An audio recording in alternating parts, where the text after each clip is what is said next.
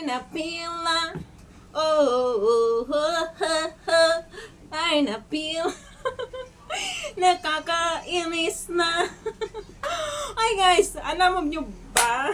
Diyos ko Lord. Ilang oras ako ilang oras nagtiyaga sa pag-i-edit. Ilang oras kasi mahaba-haba yung video. Gusto kong i-video yung niluto ko na niluto ko na ulam. Gusto kong ipakita sa inyo. Kaso nga lang guys, ilang oras ako nag-edit.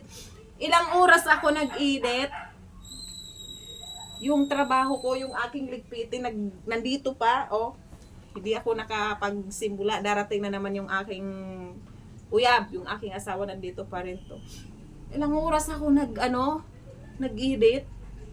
Inayos ko, kaninang umaga nag-edit ako. Pagkatapos pagtingin ko, hindi nagtuturugma-tugma yung voice over ko doon sa video. Nauna yung video, yung voice over ko. Nahuli.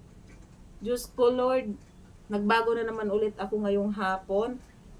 Pagkatapos, ngayon naman na hapon, klinaro ko. Pagtapos pag-ayos ko, bigla ko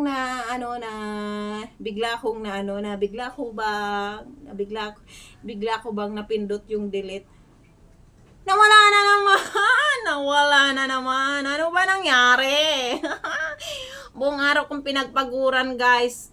Isang video para may pang-premiere ako tomorrow. Ano bang nangyari? Diyos ko Lord. Gawa na nga ako. Magligpit na nga ako. Sayang ng oras ko. Ayan, mag-start na ako. Kasi Diyos ko Lord, ano ba nangyari? Buong maghapon. Tinuunan ko ng pansin yung ini-edit ko. Walang nangyayari. Ayaw siguro ng yung video na yun na mahaba. O, ayan na guys. Diyos ko. Start na nga si Mama Emily sa kanyang pagliligpit guys. Darating na yung aking kordapyo.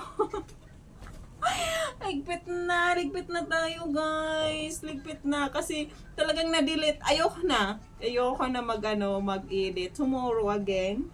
Sana ay matapos ko yung aking pag-i-edit para lang may upload si Mama Emily ninyo.